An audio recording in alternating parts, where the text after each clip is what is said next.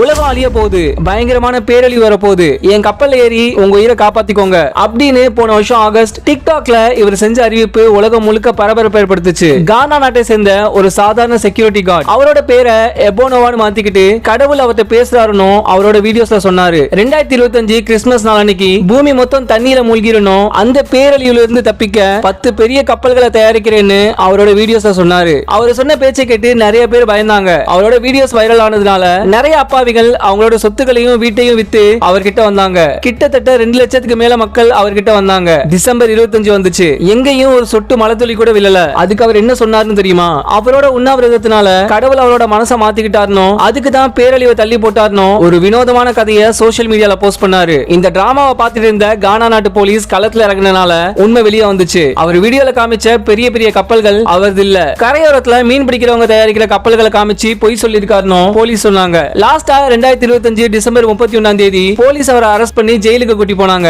அதே மாதிரி அவருக்கு நிறைய பேர் டொனேஷன்ஸும் கொடுத்தாங்களாம். சோஷியல் மீடியால பாப்புலாரிட்டிக்காகவும் பணத்துக்காகவும் மக்களோட நம்பிக்கையை வச்சு மக்களை என்னமா ஏமாத்திருக்கான்.